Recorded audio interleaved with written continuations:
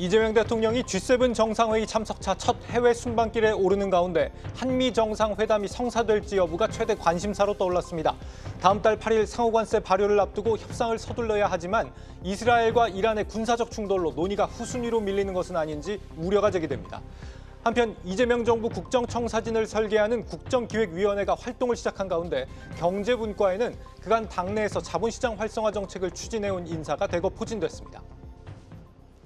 여러분 안녕하십니까. 6월 16일 마켓워치 첫 소식은 대통령실 취재기자 연결해 들어봅니다. 유호성 기자, 이번 캐나다에서의 이재명 대통령 일정들 어떤 논의들이 예상되고 있습니까?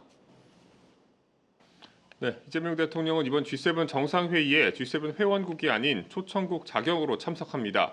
의장국인 캐나다가 초청한 이번 회의에 대해 대통령실은 6개월간 멈춰있던 정상외교를 복원하는 출발점이라고 의미를 부여했습니다. 이 대통령은 G7 정상회의 확대 세션에 참여해 에너지 공급망 다변화와 인공지능 에너지 연계 등에 대해 발언할 계획입니다. 확대 세션을 전후로 G7 회원국을 포함한 주요국 정상들과 양자 회담을 가질 방침이며 이 자리에서 트럼프 대통령과 한미 정상회담이 열릴 가능성도 점쳐지고 있습니다.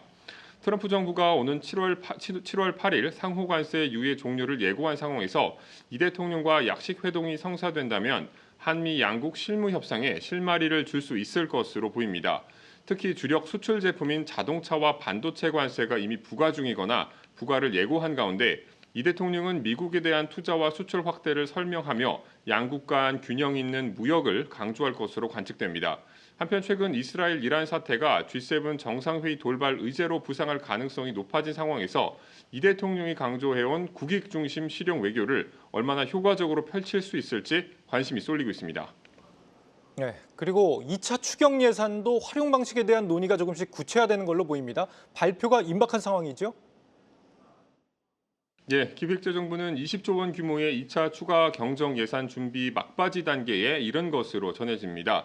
2차 추경에는 이 대통령이 언급했던 민생회복지원금과 지역화폐 정책 활성화 등 취약계층과 소상공인을 지원하고 소비 진작을 꾀할 유인책이 담길 전망입니다. 남은 과제는 지급 범위입니다. 이재명 대통령은 대선 유세 기간 내내 전 국민 보편 지급이 소비 진작에 더 좋다는 입장을 반복했습니다. 다만 올해 세수가 목표치보다 부진할 것으로 예상되는 점을 고려해 보편 지원 대신 차등 지원에 무게가 실리는 상황입니다. 소득 상위 10에서 20%인 국민을 제외하고 소비 쿠폰을 주거나 전 국민에게 지원하되 저소득층일수록 많이 주는 방식 등이 검토되고 있습니다. 정부는 소비 쿠폰 지급 방식 등을 정한 뒤 민주당과 당정 협의를 열어 최종 정부안을 확정할 예정입니다. 네, 그리고 이재명 정부 5년의 청사진을 제시할 국정기획위원회가 오늘 출범했습니다. 어떤 언급이 있었나요? 네, 국정기획위원회가 현판식과 함께 공식 활동에 돌입했습니다. 앞으로 2달간 인수위원회를 대신해 이재명 정부의 국정과제 로드맵을 짜는 역할을 담당합니다. 새 정부가 추진할 100대 정책 과제를 정리해 과제별로 5개년 청사진을 마련할 예정입니다. 기획위는 이 대통령의 정책 참모로 꼽히는 이한주 위원장을 필두로 진성준 민주당 정책위의장, 김용범 대통령실 정책실장, 방기선 국무조정실장이 부위원장을 맡아 위원회를 이끌게 됩니다. 이 위원장은 1차 회의에서 과도하게 기능과 권한이 집중된 정부 조직을 개편하겠다는 뜻을 내비쳤습니다. 정부 조직 개편 대상으로는 기획재정부와 금융위원회, 환경부 등이 거론됩니다. 아울러 중장기 조세 재정 개혁안 등도 논의하겠다는 언급도 나왔는데요.